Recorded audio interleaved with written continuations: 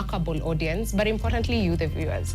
So participate in our show on our live media platforms, on YouTube, on Instagram, on TikTok, and let's continue with a very incredible but very necessary and important conversation. James, it's been 729 days since the last Gen Z revolt happened. What do you think has changed? What do you see has been a difference? Well, time has, obviously flowed. I think you can look at it in very many buckets. Number one, I think that Kenya today is not what it was before, June 25th, 2024. There was a complete lack of respect that politicians had against voters, against Kenyans. It was general utadu. All you people are beneath us, and we're the ones to tell you what needs to happen. Now, whether they'd like to admit it today or not, that has completely changed. Politicians today are in the back foot of the Kenyan discourse. Today, the concept of what happens to Kenya is set by many people, all right, across different spaces. And I think that's an important thing that needed to happen. And I think that's how societies move forward. Yeah. Secondly, I think that one of the things that we've never been able to do correctly is to really operationalize our constitution. And that just speaks to how different institutions can be viewed. Before, parliamentarians would escape by saying it's the executive. Today, we do know, just like from this previous finance bill, when 187 refused to show up, you can actually find each and every one of them can be hunted down and be told, where were you? Yeah. You're abdicating your roles. So I think in the general terms, in the bigger scheme of things, Kenya has changed for the better. And Kenya will always change for the better when politicians are in the back foot constantly. Yeah. I think it's a remarkable time to be alive as a young person, where the divisions around your ethnic background, who you are as a person in society, completely give value to the vote that Kenyans cast. Right now, you're looking at a generation that says, we want policy frameworks, we want change that is practical, and I want to see how your leadership affects me as a person. A generation that looks and discusses and strategically empowers itself by knowing what exactly this government is doing, because it is our taxes. I think we're in a good time. You have some boards with you as you sit, and that is literally your caddy for the day. This conversation is truthful. It's also supposed to echo back to Kenyans. What are young people looking at? Did we achieve something with our vote? You have your vote boards. Did we achieve something in June 25th, 2024? Have we seen any changes? And what are we looking at in the future? So do we think we have actually been able to achieve something since June 25th? Let me see. Wow, there's no and there's yes. I think it would be interesting to hear. Yeah. Yeah, it's pretty even, pretty mixed. I mean, expected. Yeah. Might be interesting. Where do we start? We you start have from the mics. I think we should hear the nose. Let's start with the nose, right? Those who think that nothing has changed, nothing has happened. Please introduce yourself. Yes. Thank you very much. Thank you very much. My name is Okeja Brian. I'm the chairman of Nairobi County Linda Manish Youth League. I want to say that we are approaching a very emotional and painful moment for this country.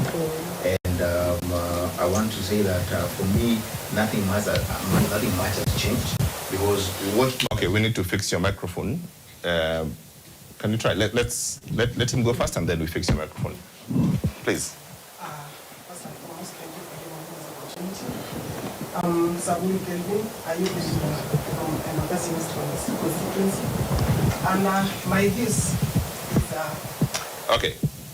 We appear to have problems with the microphones. Have you switched them on? Yeah. Please switch the microphones on, please. Hold it. Right? And don't switch them off. Okay? Let's try. Let's give it one more shot. Yeah. Please don't switch the microphones off. 1, 2, 3, mic check. Okay, that's good. Please. Okay. My name is Kelvin Sabul, a youth leader from Mole Mode, Embakasi West constituency. And my views on this is nothing much has really changed fundamentally, because we were advocating for good governance. We were advocating for economic growth. But that one did not happen. Why? Because we as young people went to the streets saying that we are partyless, which I agree to that. We are tribeless, which I agree to that. We are leaderless, of which I don't agree. Because number one, for us to get listened or for us to be heard, we had to have a proper youth structural leadership. And so nothing really changed, because at first, no one was ever willing as a young person to go and have a talk with His Excellency the President. And that is why I say nothing has really changed.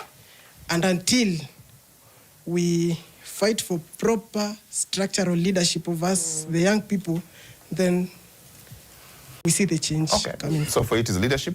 All right, let's spread the microphone. Give someone else the microphone. Okay, so yes. Thank you very much. So as I was saying, we are going back. Introduce yourself. Okay. Yes. So my name is Okeja Brian. I'm the chairman, Nairobi County Linda Mwananchi Youth League, and I wanted to say that nothing much has changed. We are going back to the streets for the same reasons that we went to the streets. And actually, we are not going to the streets to celebrate death. We are going to the streets because the young people were butchered on the streets while demanding to be heard. And 2 years down the line, their families, their friends are still waiting for justice. And yet, instead of providing answers or solution, we have a section of leaders who are issuing threats. You know, you cannot kill young people and demand silence. That is not justice.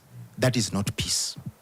And what we are saying is that we have had threats that we should not go, that are supposed to discourage us from going to the streets. Yeah. But we want to tell the government and even the leaders who are issuing these threats that even whether they come with the goons, we will be on the streets. Whether they come with the police dogs, we will be on the streets. Whether they come with the police themselves, we will be on the streets. Whether they come with the tear gas, we will be on the streets. Whether they come with the guns, we will be on the streets. And even if they come with the bombs, we will be on the streets on 25th June. We want to say also that you cannot kill us and then put a price tag on our necks. Our lives are priceless. I'm repeating, our lives are priceless. And no amount of apology is going to make us forget that there's an MP in the 13th Parliament from Belgut, who said, shoot to kill. No amount of apology is going to make us forget that the CS in charge of Interior, who is supposed to be protecting us, said shoot to kill. No amount of apology is going to make us forget that the President of Kenya himself, William Ruto, said shoot their legs as if our legs are metallic objects. So we are saying on 25th, we are back, but we are not happy. Thank you. Okay. Let me get some more views. Good evening. Yes. Okay, thank you very much. My name is Albert Oko. I'm a youth leader also. So I want to make some clarification on this topic about did the 2024 Gen Z protest have any impact on Kenya? I want to disagree fully that it has no impact. For example, when I'm trying to figure out what is the essence of having the demonstration right now, if that of the 2024 is genuine, why are you coming to the street right now? If you think that going to the street, demanding for those people who had died in the other general election, I don't think the street is the right way to do it. You need to go to their places, do the grievances at their graves, and what can I say? Go and. What is the right thing for? What do you think young people should be doing instead? The right people, what they should be doing instead is to advocate for policies that are including youths in terms of leadership, not going to the street and fighting. Isn't that advocacy? No, that is not the only form of advocacy that youth can do. You see, in the Gen Z, the 2024 Gen Z process, to make it clear, it has narrowed down the youth thinking that protesting is the only way of advocating for youth. It's the only way that youth can use to advocate. There are many ways that youth can use to advocate. For example? I think for me, I think I always do research, write articles about what reforms I can do. Yes. writing articles about proper leadership. Articles, pardon? Writing? Articles Yeah. about proper leadership and governance, then channeling them to institutions like parliament, giving them parliament leaders. Those are the most proper way of going through this thing, other than going to the street. Okay. You see, let me paraphrase something here. When you go to the street, like for example, for the 2026, you are going for anniversary, that's wastage of time. Just if you think the right thing of going of Time. Okay. the right thing of Okay, thank you. Thank you. Let me just You've made your comment. I need the microphone to move faster before then I settle it. There. Then I come to Makaure and yes. Okay, thank you, James. I'm Dambe Kodur, the human rights defender. As per my take, the June 25th, 2024 did not yield any fruit. Okay, to some point it yielded fruit, but the protest came with a short-term victory. Why am I saying so? Leaders are nowadays responsible. They must include youth unto their affairs. Why am I saying long-term remain spending up to date? There are those things that youth did not yield. The long-term ones are unemployment crisis. It is still there. We are having the economical inequality. It is still there. The corruption being witnessed among the leaders. It is still there.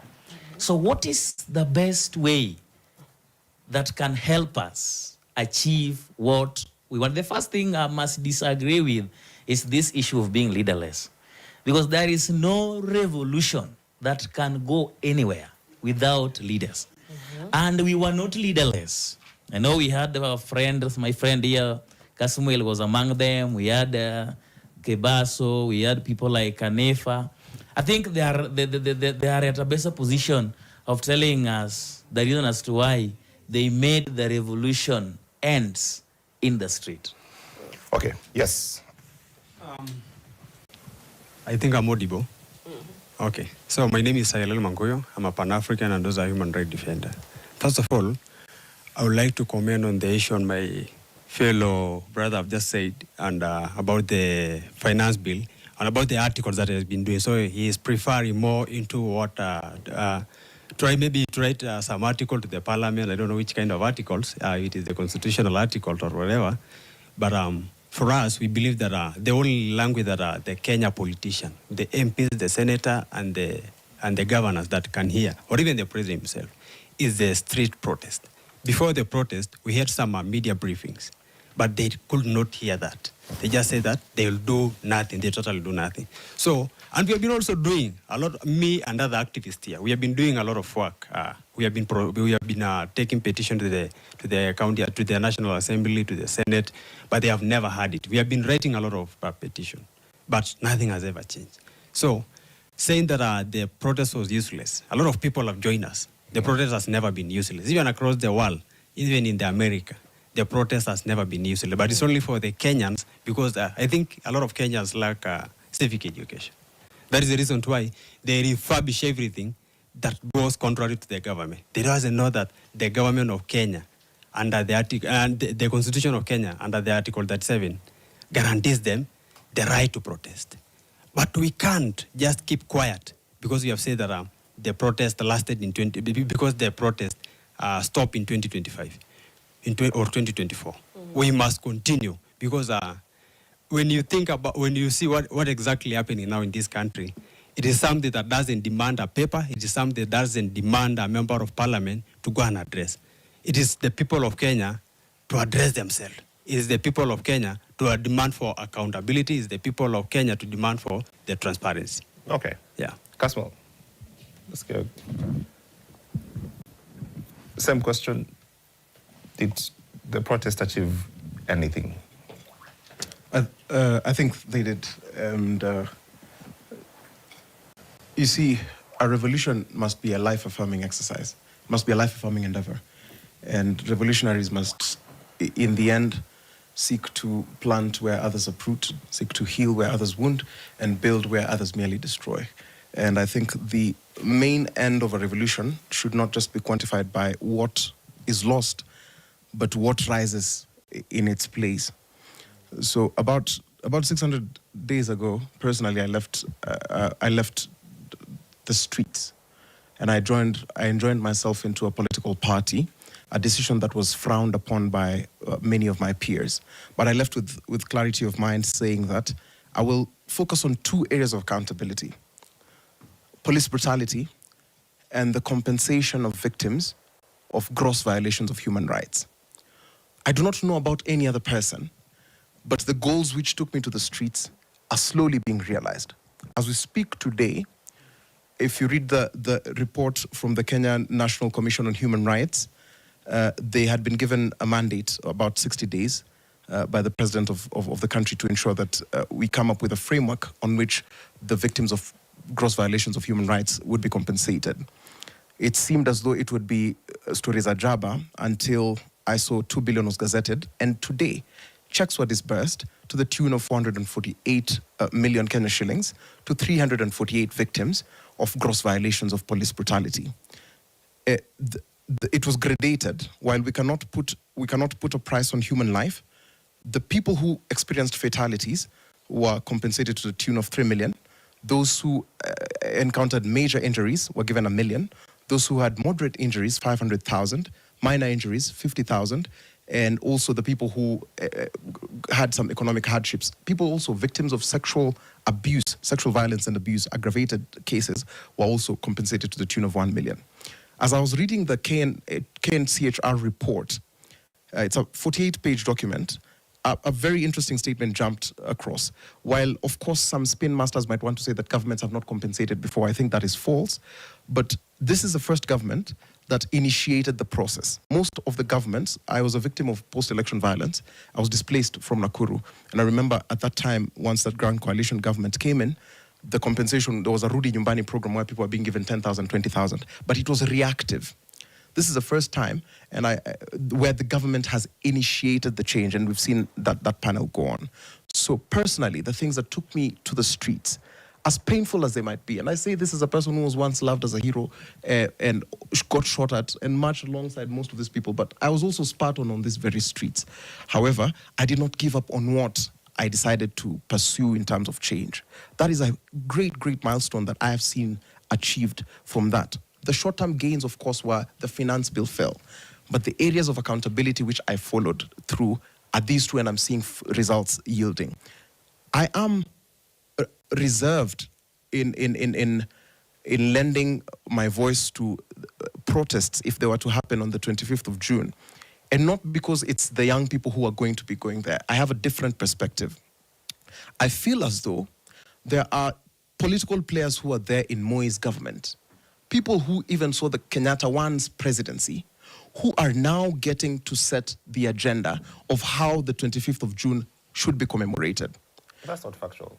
It is, because people like Orengo are currently saying... He wasn't there during Kenyatta's... but he was alive, definitely. He definitely was alive. He was born in 1940. Kenya got independence in 63, so he was definitely a young man. He experienced a Kenyatta presidency, Kenyatta One presidency.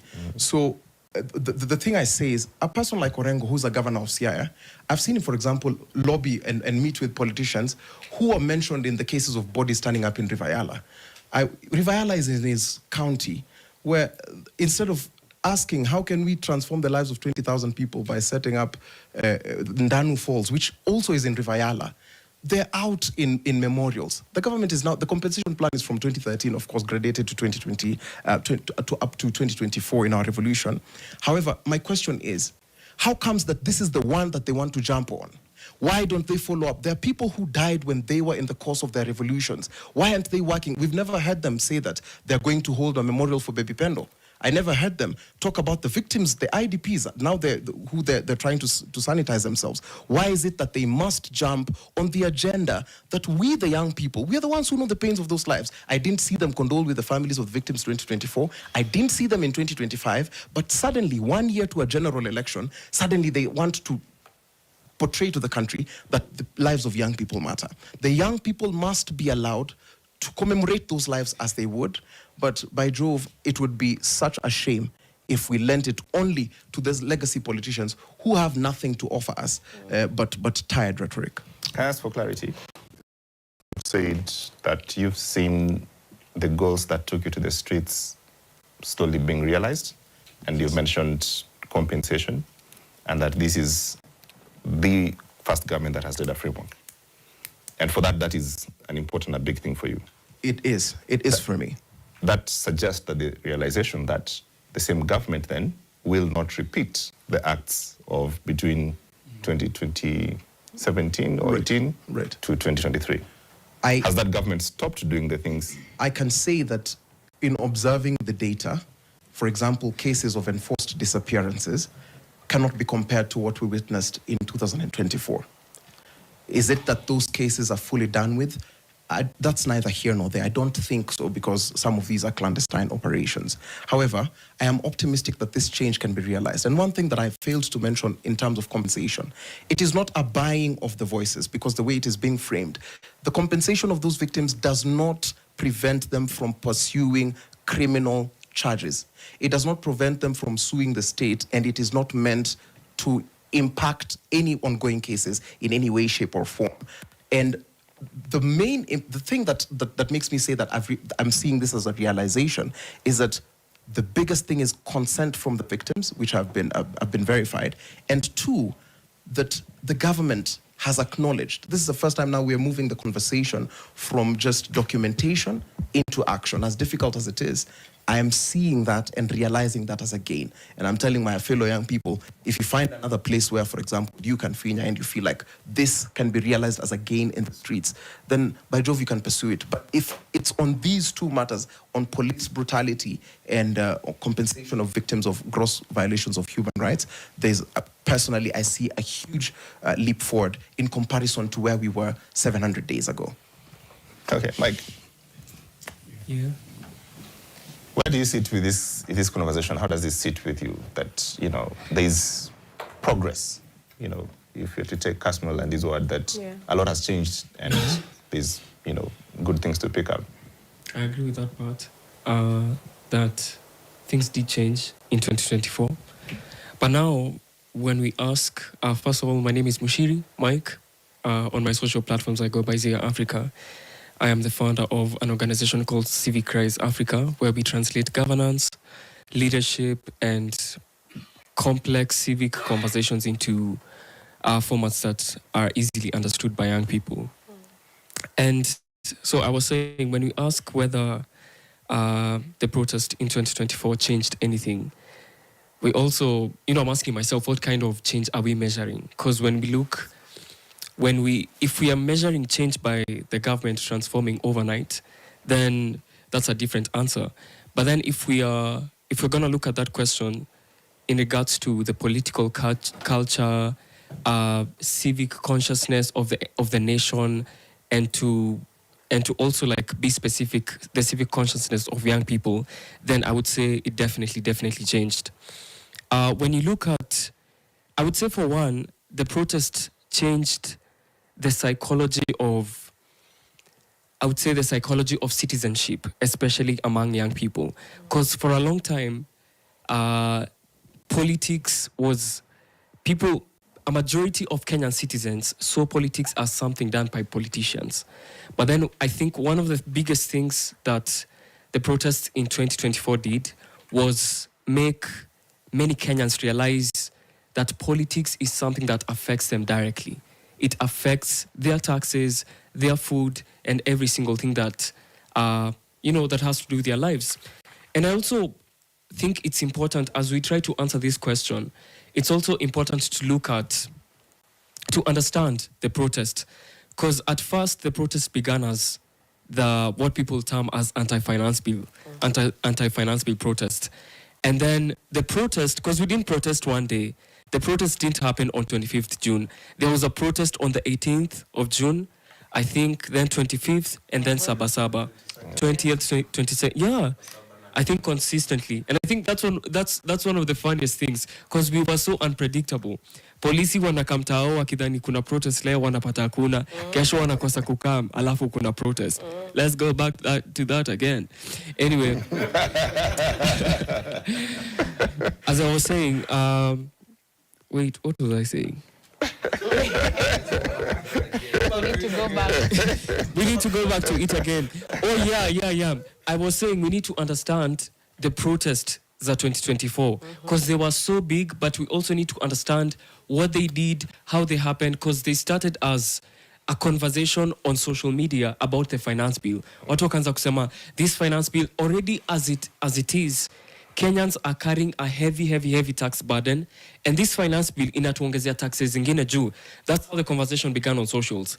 And I think that was the beginning of Kenya really politicizing our social media, because ukiangalia platform kama TikTok has been heavily politicized, and even Instagram to some extent. Yeah. X, it's a political platform. So the conversation, the protest began online, reject finance bill, and then people decided, let's get on ground. The organization began, people hit the streets. I think the first day was 18th. The turnout was crazy. Yeah. It was so crazy, because I remember that was my first time protesting. And I think for so many Kenyans, we couldn't believe that we could start a conversation on social media about the finance bill. And then when you tell people that we're going to show up for protest, they come, because we were filled, the CBD was full of so many people.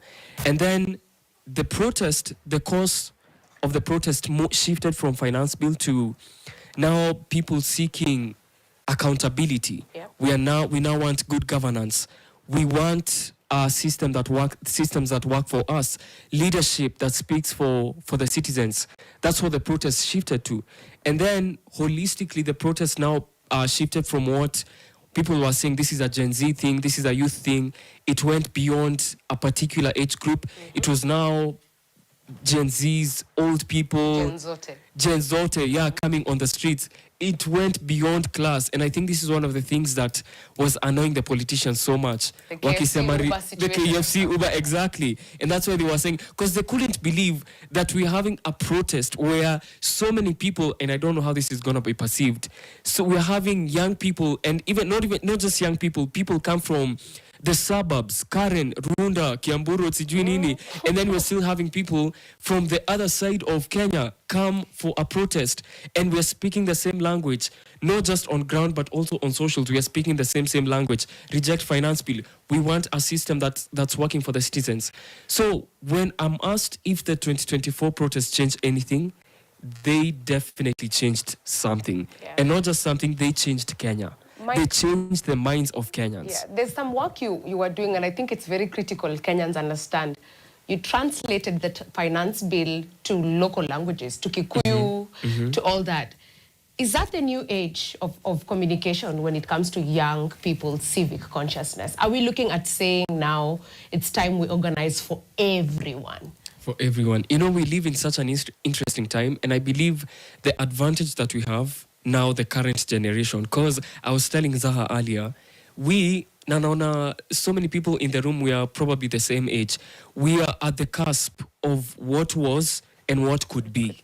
We are at the cusp. That's why this the political class, especially the ones a little advanced in age, kila time ulisema hii show tunaweza sema anything. Wanna jump to, because they know we are now acting, and we are starting to realize that we are the generation that's going to revolutionize the future of Kenya. So to understand, to give you further context as I answer your question, in 2023, Kenya was globally top users of TikTok. Yeah. And then last year, there was also a report. Was it last year? 2024. Last year, Kenyans were number 1 internet users. Yeah, that's true, yeah? Yeah, so when we as a nation start to leverage on our strength, that's a strength. Kenyans live on socials. When we start to leverage on social media, that's why I was saying that social media in Kenya has been heavily politicized. And it's a good thing. It's a good thing in the sense that, because traditionally, when you look at it, governments used to communicate to the citizens through the media. government, media as the middleman between citizens and the government, media, and then citizens.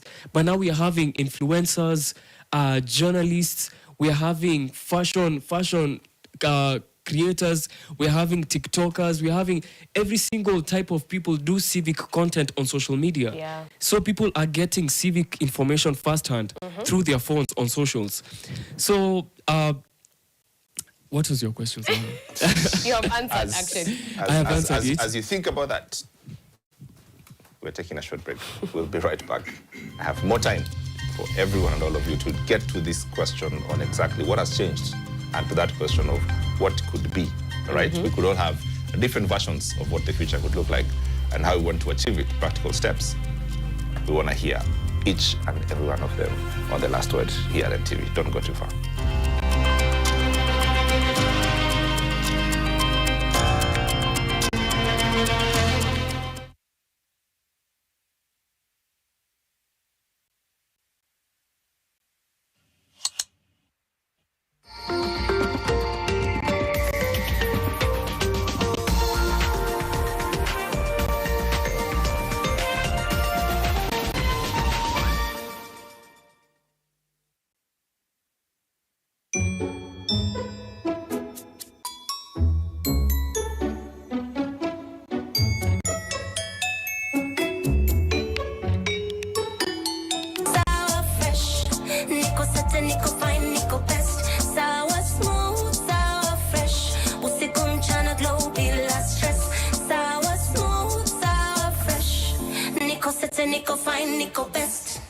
The Nation Classic Golf Series, Kenya's longest running tournament. Since 1985, it has evolved into the region's premier business networking sport, seamlessly blending competition with professionalism. The 2026 series is here, an elite circuit bringing together the nation's leading corporate minds, brand leaders, and key decision makers.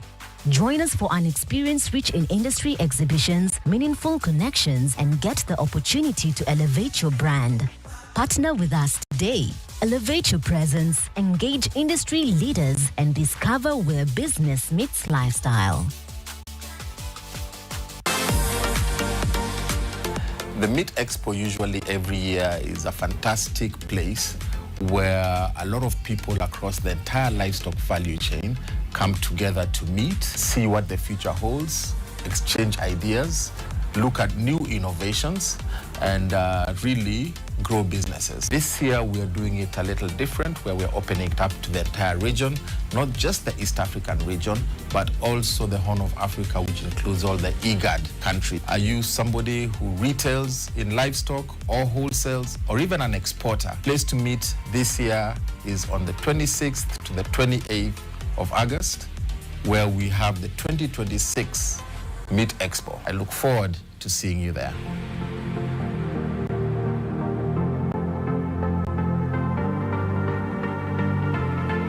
This week on the Elevate Show, there's been a lot of school fires, school unrest from 2022 to June 2026. At least 53 schools have gone through school fires, school unrest, and the highest number of students that we've lost is 21 in one school incident. Imagine wewe umechomea wenzako kwa dom. That's a very bad thing. Hata kama mmekosewa. Most of the students, they don't know why they are in school. We used to have, what do you want to go and grow up? What are you doing in your life? Nowadays it's grilled for grades, and they're asking what is the point? There is no substitution. The Bible says there's a foolishness bound in the child, and the rod of discipline drives it out. This Wednesday at 9:30 p.m. only on NTV.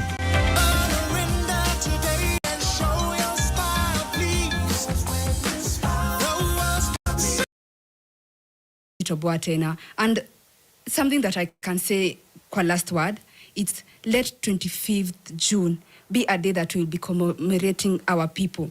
Those people who came out, wakatuonyesha, hey, there is something that is called courage. Courage to speak out and to call out bad governance. May we forever commemorate this day, and in a very peaceful manner. Like kama hii yenye inakuja, may we be on the streets. May we wear at least a white t-shirt. May we remember these people with dignity. Tukuje tu na candles na flag. We can have a sit down on the streets where those bodies were shot and the blood was shed. Na tunyamaze to moments of silence, and please, no more killing. No more killing. And thank you so much to Uncle Freddy because we called you and you answered our call. Asante. Okay, thanks. Yes, please. Thank you. My name is Willie Oeba. I am a spoken word artist. I use poetry to bridge the gap between what is real and what is possible and expand whose stories get told through spoken word. The issue around viability or legitimacy of protest have become a banal because it is enshrined in the Article 19 of our Constitution.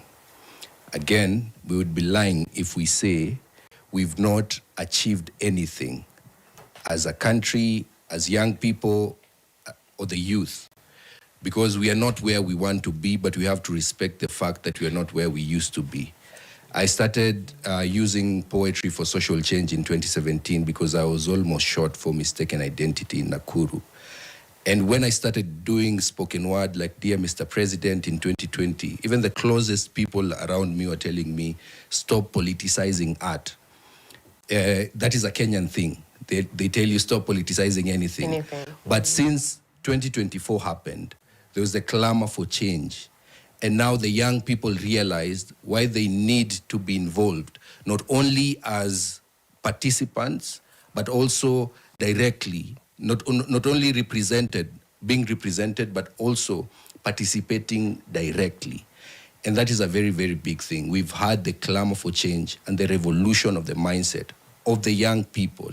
So now the young people participate, the young people not only get represented, but also they want to actively participate. And that is why we have initiatives like Tukokadi. Because initially, in 2024, we had 15 million people who were eligible to vote, but did not bother to register. And another 8 million people who did not bother to vote. And while we are doing the campaign around Tukokadi, we have 25-year-olds, 27-year-olds who are not registered as voters. So what happened in 2024 inspired hope around organizing, around the young people believing in the Constitution and the spirit of the constitutionalism. And then again, we didn't go out to the streets to lobby so that the young people get compensated because we didn't have any casualties at that point. So right now, the young people can go out anytime. The young people can demonstrate peacefully. They can protest peacefully. Let us not pacify the resolve around getting justice by compensating. That is, like in every election, between now and 2027, you'll hear the word youth the most time you've ever, because the word youth is used as a campaign strategy. And the idea is to keep the young people poor so that they can buy them cheap. And you'll hear a lot of young people singing two-term, because they are disenfranchised. It's not that they believe in this regime. It has done nothing. So let us not pacify the resolve around justice by compensating the young people, because we are creating a very bad precedent. I can hit you because I'll pay you. Let us pursue justice first before we compensate these people, because that is taxpayer money. Okay, let's hand the mic to the gentleman on your right. Yes, then pass the microphone at the back. Maybe Willie at some point will be sufficiently philanthropic to get us a spoken word before it ends. Thank you. My name is Odhiambo Jiro. I'm a human rights officer with the Kenya Human Rights Commission. And I have been actively documenting cases of human rights violation. And what I can say is that the June 25th protest and other protests that have been led by the young people have brought some meaningful change. One, it has brought some discipline, coming from the, the political elite. And we saw politicians apologizing. I think it is the first time in the history of President William Ruto that he apologized publicly to Kenyans. It was the young people that made him apologize. I hear my friend Kasmuel saying that I want to use him as analysis, to do an analysis where he says that his true mission was that police brutality ends. Kasmuel should be aware that state repression still continues, and the biggest perpetrators are the security agencies. And this year alone, last month, when there was the protest against a high cost of fuel, the police shot and killed 20 Kenyans. I document, and he knows I document. And killings have continued. The Ebola case has led to the loss of 3 people being shot dead. 2 protests. So the police culture still continues the impunity and lack of political accountability that comes with it. So it will be very wrong if we say that we are substituting justice with compensation. It's just one of the strands. And that's why I think, yes, political actions are very key in terms of shaping the narratives. And if you look at the current situation, we are moving from civic education to political education. And that's why Kenyans are not only being mobilized to go and vote, they're asking the value of their vote. They're asking that if we voted for you and you keep on giving promises, you keep on reducing our lives into death statistics, why should we vote you back again? And Kenyans are also now saying with confidence, and they are saying, what is the difference between the William Ruto system of governance and the united opposition? And they are able to critically analyze their history in government. And they're able to say, for example, that when, let's say, I hear him being called Uncle Matiang'i, when he was the minister for Uncle Fred, internal security, he oversaw the killing of young people that were thrown into River Yala. I was the whistleblower. When police were shooting young people in Nakuru, Matiang'i said, human rights, my foot. I heard him yesterday now talk about rights of, human rights. That's a political fallacy. When people say that now William Ruto is bad and Rigathi is good, it is Rigathi when he was the deputy president in his first years that he oversaw the killing of young people and Kenyans during the Sufria movement. So there's no difference between Rigathe's side and William Ruto's side. So what do we do with all these? So the idea is that inconsistencies that politicians have, and they come with it. What do we do with them? What we do with them, that there's a new consciousness that is saying that if we must go and vote, what are we voting for?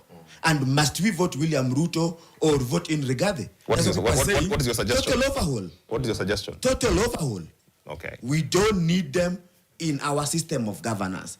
This was not there before. Before, these crooks could collude and say, you vie as the president, I also vie as the president. And they all offer rotten eggs. Now Kenyans are saying, si lazima through the debe, si lazima kupitia debe. Debe is just one of the strands. And that's why I'm saying they can even finish on the street. If they don't finish on the street, they can finish on the ballot. But before, election was turned to be a mere legal ritual that you have to vote. And then the question, why am I voting? And people are even now asking, we must even change the campaign agenda. Kenyans are now saying, if we must have a campaign agenda, it could be even around land redistribution, which they can't accept. Today, if we tell William Ruto that now let the campaign agenda be about land redistribution, he will disappear. The same to Rigathi, because they all own land and they don't want the poor to have land.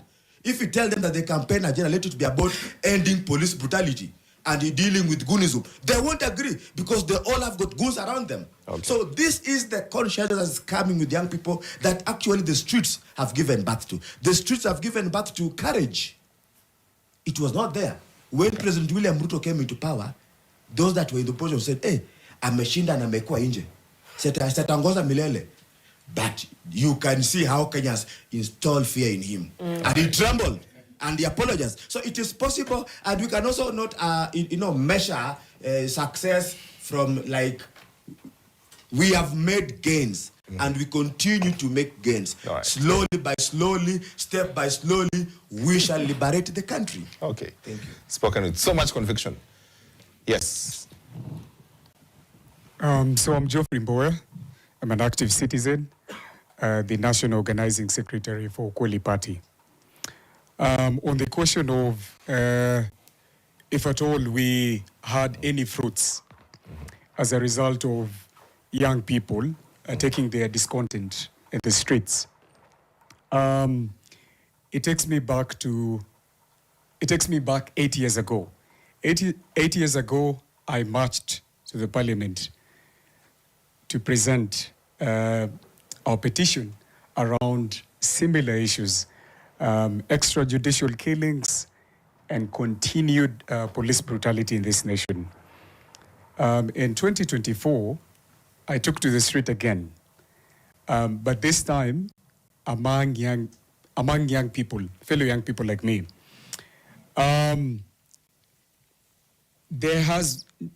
We do not have any reparation law at the moment. So there is no any legislation protecting the compensation framework.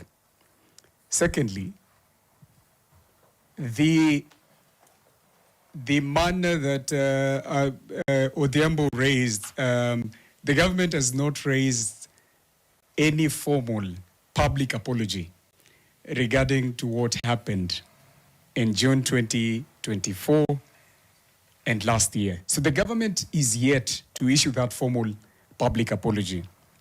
Also, last week, together with the families of the victims and also second liberators of this nation, when we issued a 6-demand letter, one of the most important thing that the families want the government to actually do is to recognize June 25th as a gazetted public holiday.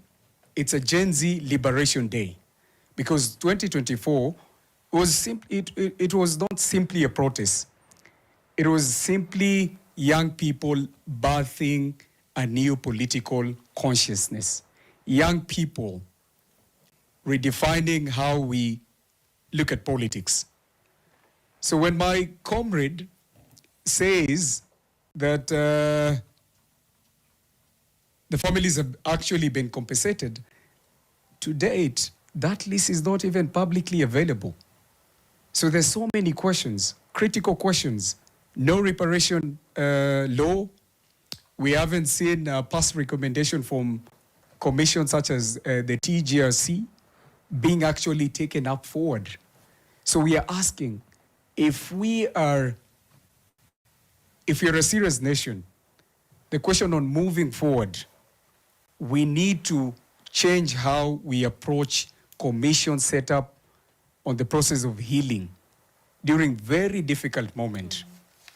And that is why you see the government rhetoric around June 25th. It's simply dismissing, it's simply violating the rights of the families of the victims. You cannot state that June 25th will be a normal day for families, for 60 plus families who've lost their kin. All they are asking is to acknowledge that indeed the government, through its its law enforcement, actually failed to restrain themselves. You cannot suppress a protest simply by opening fire to innocent lives of young people agitating for political reforms. So if I'm to really reflect on this moment, it's actually the government to issue a formal public apology. The president has yet to issue a formal public apology on this matter. We need to have a legislation instrument to protect the reparation framework, and also we need to review past commission to look at their recommendation and use them to move forward. Okay. And then lastly, I think to respond to also the idea that you want to instill fears on young people. Last Friday, with the families, we issued a formal notice across 47 counties that was duly received at Njogo House. So let no one instill any fear that you shouldn't take to the street to agitate for reforms. Okay. Thank you. Okay, so I'll move this conversation a bit forward. Just give Caswell the microphone and I'll come back. What do we do with all these moment right now, away from if there's reparations or compensation, does anyone, I'll start with you, where you feel that the current political class is the best we could ever be? One, I think that is a critical question that ought to be answered clearly by the members in this room. If you remember, one of our greatest undoings in 2024 is we could not clearly answer the question, what next? And it calls for a lot of clarity, because we might end up finding ourselves in the same cycles of pulling each other down, because our greatest undoing has not been the president. I'm going to tell you that even if we had Christ himself as president in 2027 and the same National Assembly, I promise you we will have an operation to impeach Christ as the president of the country. So unless young people occupy spaces in these county assemblies, in Bunge, because the debt, the national debt, is not incurred by a president. It is sanctioned by the National Assembly. Healthcare is not funded by a president. It's funded by a National Assembly. So until we have a generational conspiracy, and this calls for us to rise above our differences.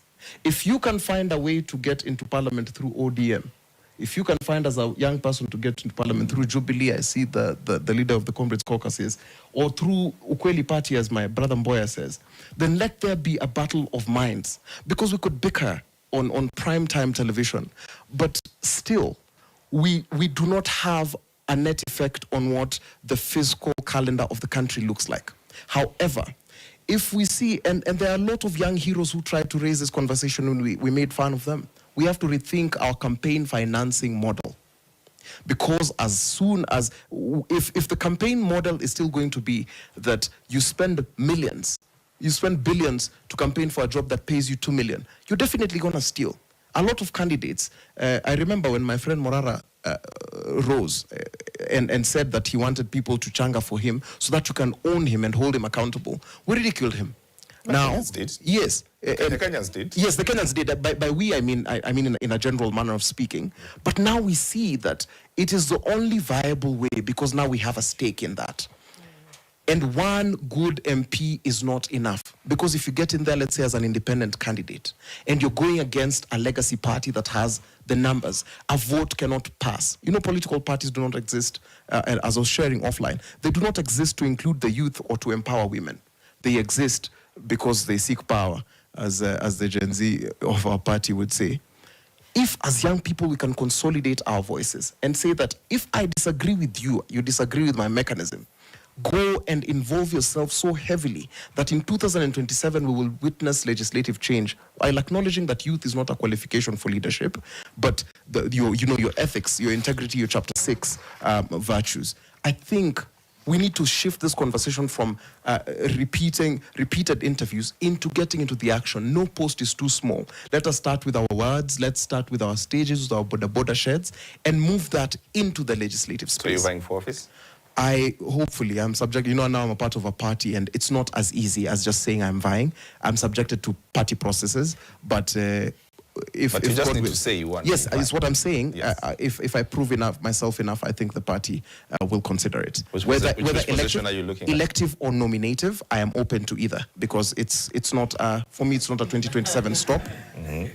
It's not a 2027 hang on, stop. Yes. It's a journey that transforming a country will not be done in one general election. Mm-hmm. So I could start at MCA. I'm willing to work through the ranks. I'm happy serving in my capacity, and I'm willing to help and support younger people who have greater visions in achieving the dreams of a better Kenya that we see. You made mention to this, and I just want to give you a point. You said, and it was to one point, the Kenyan young people saw you as idolized you. Right. And that has since diminished. Right. All right? Yeah. From where you sit, do you think those people are wrong and you're right? Or you are wrong and they're right? Yes. Or how have you reconciled the two things? I'm peaceful because I have not sacrificed any of my principles. So I have the clarity of mind. So there I do not have reconciliation to do. Whether young Kenyans were aggrieved or not, I think it is well within their right, because human beings are complex and there's expectations that were set that sometimes we meet and sometimes we do not. However, I'm still very clear in my mind about the journey of change that I was pursuing, and that's the reason why I have not faltered in my step. And I've continued to pursue that, for example, in the political party in which I exist. I think, like I said, it's not something that's just a singular event. This is a process that calls for eternal vigilance. And 1 year is not enough to bring the change that we seek in the country, especially as an individual. I'm looking at it in a projected, more protracted sense. Let's see, will we stay the course in 10 years? Will we stay the course in 20 years? Will we be alive to bequeath the country that we dreamt of to our children? Maybe our work is just to midwife and set the necessary conditions, and our children are the ones who are actually going to bring the change. What we are doing is being good stewards of what we have, the country that we have now. Okay, where's the microphone? Now, very quickly, I need solutions, what you're going to do personally, all right, to birth the next thing and how the next thing looks like, all right? A minute each. Let me start here, then there, then I come here. Yes. Asante sana, mniruhusu nitumie lugha maasumu na shirafu ya Kiswahili. Jina langu ni Logoa Lokwe.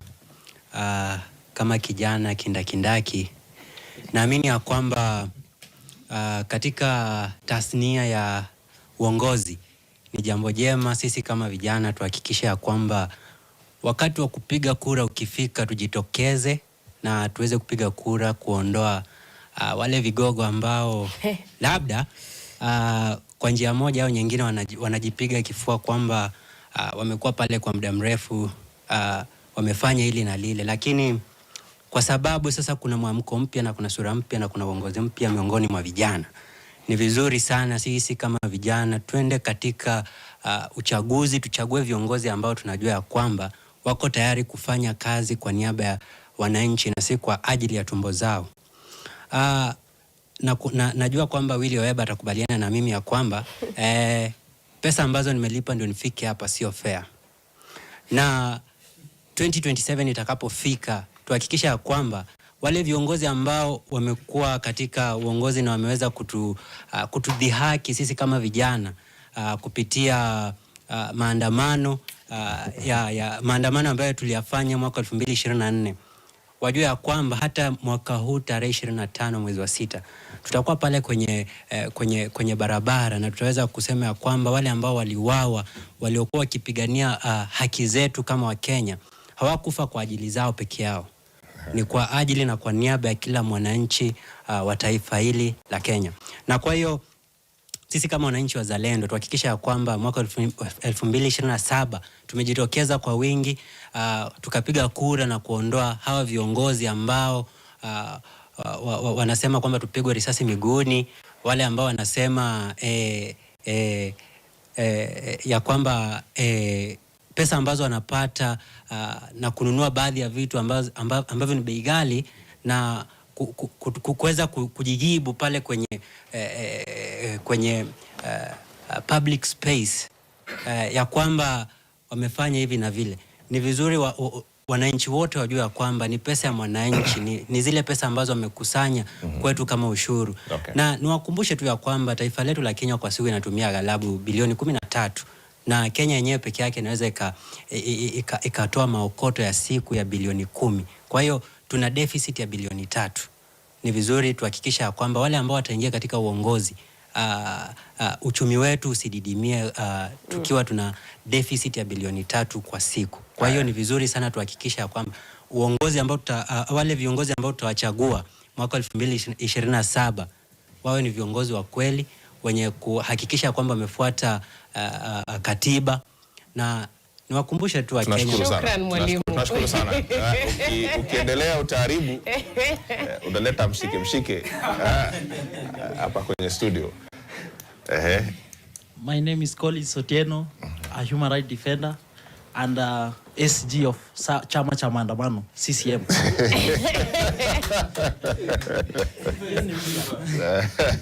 So I want to say, according to me, in 2024, we were in the perimeter of reaching the core. We were about to reach the core. If not the Black Eagle which was passing, so some white chicks between black chicks. So he thought that these white chicks are the leaders of these black chicks.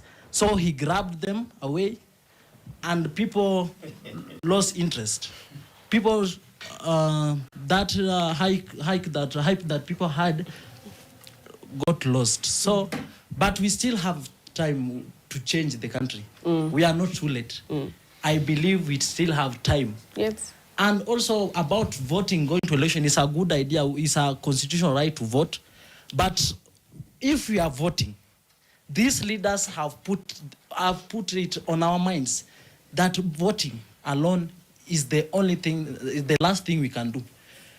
A leader, we are electing leaders. You elect them today, they fail to do the work. When the election time comes, they will come and tell you, oh, I did not do this because of this. They will come with excuses.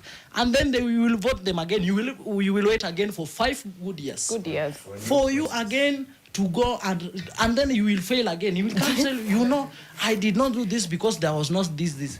Again, you will vote, wait. So you will keep waiting as they steal your funds, as they steal what belongs to you. About human being life, there is no way 1 million, 10 million can raise Rex Masai. Eric Sheni. It will never happen in this country. So you kill us, you tell I will give you money. Some of them even they're not getting this money. So me, I believe. I will not say Ruto must go with my mouth, but on street I will come. You will see me on street. That's enough evidence to show that Ruto must go, according to me. Yeah. Okay, thanks. Yes, the lady, I will not ignore. Anyone else who's not spoken, I'm closing this. Yes, yes. Okay. All right? Yes, sir. Yeah. My name is Meru Amboigadi, a counseling psychologist all the way from Laikipia County. Personally, from what we have heard from the speakers, I can say both yes and no arguments I'll collect. Then I would say that the Gen Z protest may have not changed everything, but it has shown the impact or the democratic light for the youths in Kenya. Then I would also say that, collect my brother who said that writing an article can change anything. Personally, I have written many proposals to the clerk of the National Assembly. Only one that was responded. I have the emails. I can show you. And receipts. So only one that was responded. So I think about writing the articles cannot work in Kenya. Okay. Then I would say what lies ahead of Kenyans. What is lying ahead of Kenyans? People will experience high increase of youths in voting in the elections due to the Gen Z protest. People will have to see different changes. Gen Z is one of the they are not based in the tribals. You see, in the past years, Kenya has been a tribal political. You don't think Gen Zs are tribal? Gen Zs are not tribal since that 2024, when there were protests were all over. Kisumu, Siaya, Mount Kenya, everywhere. There were those political. Okay. I would support my brother who said that Gachagua, personally, I'm from Mount Kenya, but I disagree sometimes with Gachagua. Reason being, Gachagua, when the Finance Bill Act 2023 was being voted, was in that government.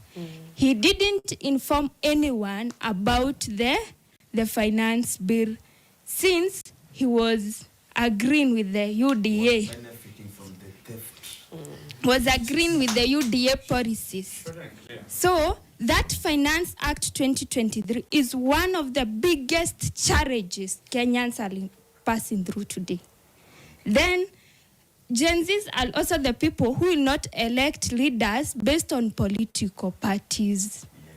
Reason being, when you elect these leaders based on these political parties, that is when you see that this person has agreed into these party policies. Okay.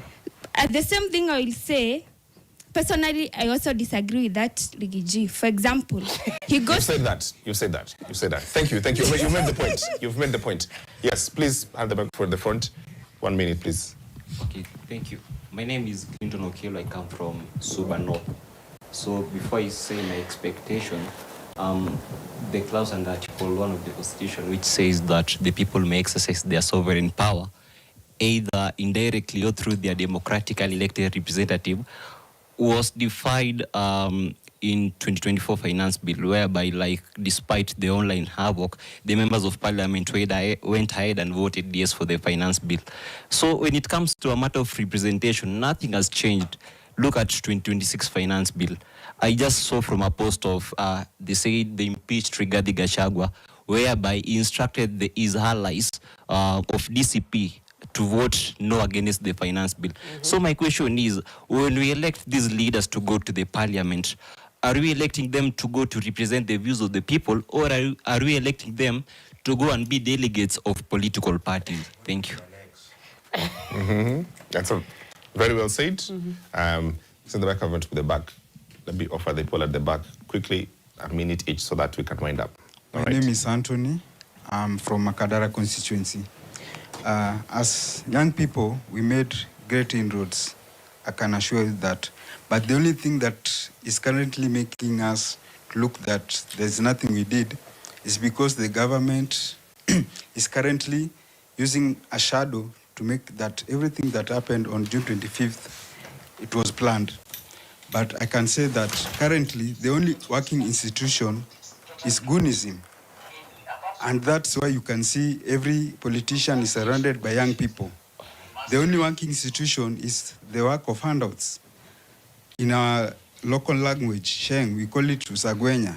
That is the only source of income currently for the young people. So when we use that trend to go towards 2027, we'll lose a lot. But the biggest question currently we should be asking, what will happen between today and 2027? How many young people will die? How many young people will lose their life because there will be compensation? That is a wrong way that we should be going. The best way to go is to hold the MPs accountable. Like that's last week, people were asking, who are the MPs who did not vote, who did not attend the parliament, who voted for this finance bill? Those are the questions that currently will change the political scenario. Thank you. Okay. Give me the microphone. Thank you very much. So my name is Caleb Sikuku. I come from the mighty Kenyatta University. I'm the publicity secretary, Kenyatta University Hello. Education Students Organization. So I have tackled this issue differently. So I have decided to dive on the solutions of our problems. Okay. So my first solution is ensure that the civil education is spread to everyone. Let everyone know how to elect good leaders and choose from their manifestos and actions, not bribery. Tumekuwa na very long period of time wakati the leaders come to us, they buy our votes. That is bribery. And when this civil education will reach to everyone, it will come to an end of aristocratic kleptocracy. And with that as it may, I rest my case. Thank you very much. Okay. From the mighty. Okay, please. Okay. Yes. 1 minute.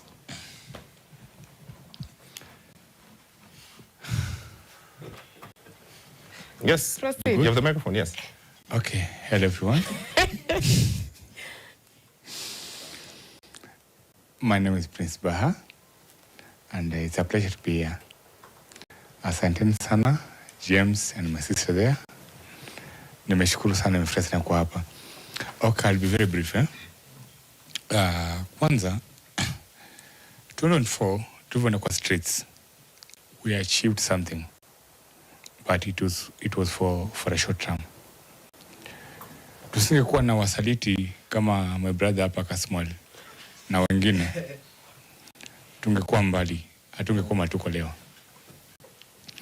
Lakini juu watu kama hawa tuko matuko leo, kwa sababu Ruto alivyojua like naweza pia few cons na wakuje pande yangu waanze kunipigia debe, ataka advantage, na wengi wetu walienda pande yake. Leo hii mimi naongea hapa kama victim. June 25th 2024 ilikuwa kwa streets with many others. Personally nilipigwa risasi 8 niko kwa streets.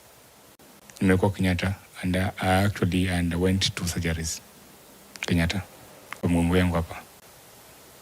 So I went through a lot. So like actually ningejua hii podium kuna mtu kama Kassim Wandera singekuja. Like says share like a podium with such a person. Because these guys wali benefit kwa uchungu wetu, kwa vifo zetu, kwa damu za wenzetu. Hao walijipatia like sijui kama ni kazi wanaita ama sijui kama wanaita sasa ndo wameweza. I don't know. Kitu ambacho si mzuri hata kidogo. Mimi niko hapa na nataka kuambia vijana pale nje. Na before nifike hapo, nataka kuambia watu kitu moja. Unaona kama kuna mtu unajua mwenye alikuwa kwa streets, labda akapigwa risasi ama mtu akakauliwa, kaa karibu na mtu, kwa sababu actually tulipitia vitu mingi. Personally nilipitia vitu mingi sana. Si maisha yangu yote sikuwa nimewahi enda hosi hata kudungwa sindano. Hata corona sikudungwa. Nimekuwa na phobia sindano kwa mtu mdogo. But for the very first time nilidungwa sindano ama nilikuwa what do we call it?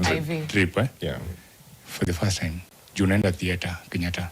Juu nimepigwa risasi kwa streets. Na sikuwa naiba. Sikuwa niko na bibi ya mtu. Ama sikuwa mahali sifai kuwa. Nilikuwa kwetu nyumbani Kenya. Prince, have the compensations reached to you? I'll get there. Please give me time. Aye. Unasikia? Nilikuwa nyumbani. Nilikuwa nje just demanding for accountability. Like hiyo ni kitu kubwa. Mbona tuuliwe? Tunakufa juu ya nini? Kwetu nyumbani. Bro, James, to be honest, ukisikia mjinga nakwambia police is my friend, that is a stupid man. Like, that is an idiot. Like, those guys hawana huruma. Au si watu.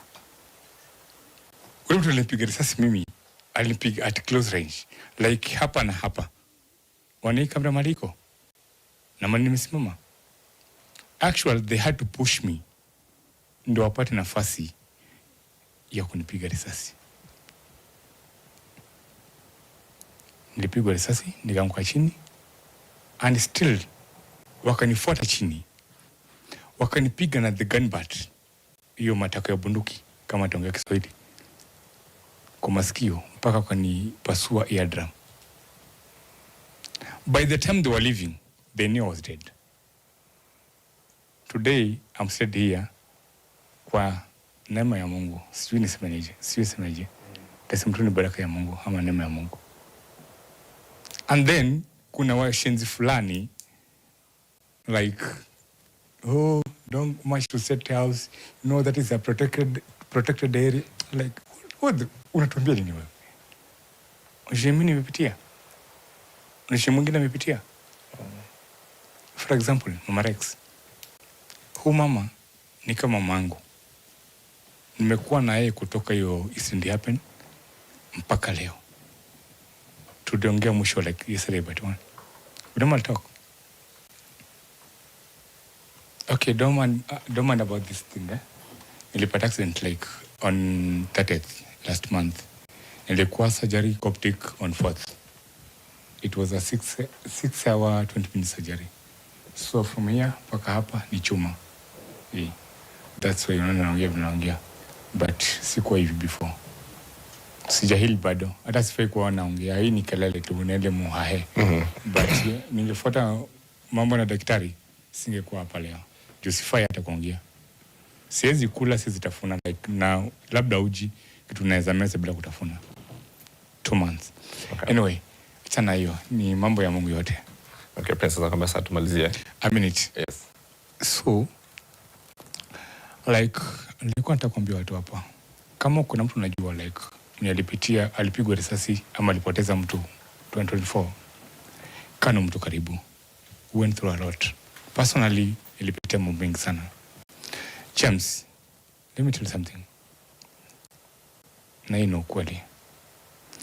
Nilipotoka Kenyatta, the last surgery nilipitia, nilienda surgery mbili. The last one was on 22nd July 2024.